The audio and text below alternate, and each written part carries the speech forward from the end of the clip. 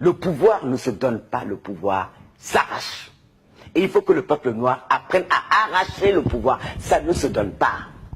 Moi, quand j'entends certains Africains ou certains m'écrivent me dire « Madame Beyala, quand est-ce que M. Hollande va venir nous libérer ?» Je leur dis jamais.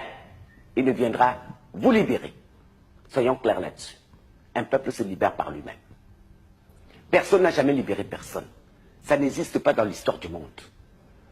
Si vous voulez vous libérer, si vous vous sentez opprimé, levez-vous et utilisez tous les moyens de votre possession pour vous libérer. Ayez l'esprit du sacrifice. Au moins les Africains français, nous l'avons. Quand nous décidons d'acheter une maison de la culture africaine française, nous ne sommes pas riches. Mais chacun va se dépouiller un peu de ce qu'il a pour que le collectif marche. Il est temps que les Africains apprennent une chose.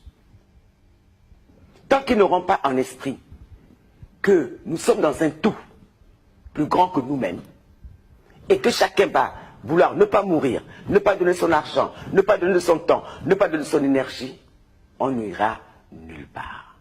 Et ce n'est de la faute de personne d'autre que de la faute de nous-mêmes.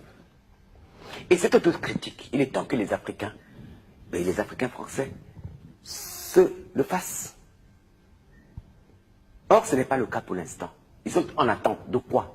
Il ne se passera rien. Mes frères, il ne se passera rien si vous ne faites pas. Parce que moi, si je suis opprimé, je me lève.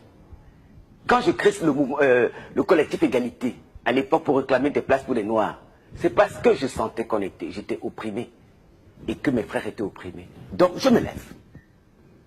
Et je prends des risques. Et des risques, on peut même jusqu'à aller se faire tuer. Il faut accepter le principe sacrificiel.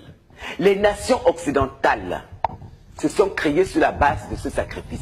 Même la France aujourd'hui, s'il n'y avait pas eu des hommes, des femmes, des enfants qui ont sacrifié leur vie en faisant leur révolution, la révolution française, on n'en serait pas là.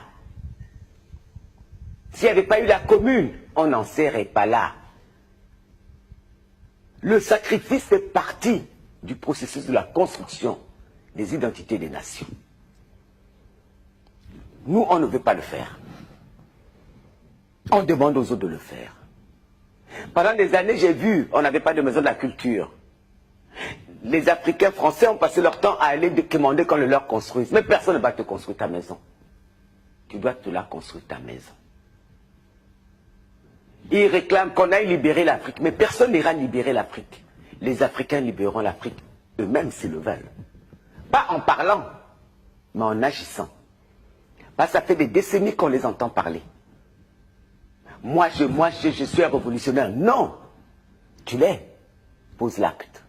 Tu n'es pas content du régime. Lève-toi. Déjà à l'époque, j'ai réécouté récemment Fela Ramson Kuti. Tout ce que je dis là, il le disait déjà. Ça veut dire que c'est un comportement chez nous récurrent. Le refus du sacrifice. Donc on ne bâtira jamais de nation tant qu'on ne l'aura pas. Tout le monde veut arriver à Dieu, mais personne ne veut mourir. Tout le monde va arriver à Dieu, personne ne veut mourir. Et c'est très spécifique à notre culture. Et c'est ça qui est dommage. Et ce n'est pas seulement au niveau du sacrifice physique, mais même de l'argent. On vous dit, on va faire des cotisations pour envoyer telle chose dans tel endroit. Ceux-là même qui sont concernés par l'endroit ont du mal à donner 1 euro. Bon Dieu. Comment voulez-vous avancer? Le peuple Tutsi nous avait donné un exemple en 1994, 95, 96. Ils étaient maltraités, ils avaient subi un génocide. Qu'est-ce qu'ils ont fait?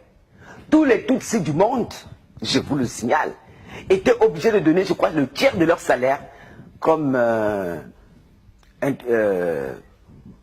don à la révolution. Et ils l'ont tous fait, enfants comme adultes, vieux comme jeunes, hommes comme femmes. Et Kagame se battait au front. Là, j'entends des gens, oh, on est en train de nous tuer et nous, on n'est pas contents. Et ils marchent. Mais marcher. Mais marcher, c'est thérapeutique, certes. Mais ce n'est pas comme ça que l'histoire des peuples change.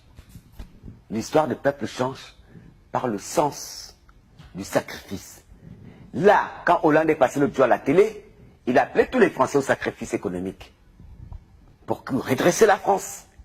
Moi, je ne suis pas très heureuse de donner mon argent, mais je vais donner. Parce qu'à des moments précis de l'histoire, tout le monde doit faire le geste nécessaire. S'il faut donner un enfant, on donne l'enfant. S'il faut donner de l'argent, on donne l'argent. Quand vous dites ici, il faut donner un enfant, on donne l'enfant, c'est-à-dire? Pendant la Révolution, c'est ce qui s'est passé. Il y a des gamins qui sont allés pour qu'on ait la République d'aujourd'hui. Qui sont allés mourir pour ça. On meurt pour ces idées, il faut avoir le sens du sacrifice.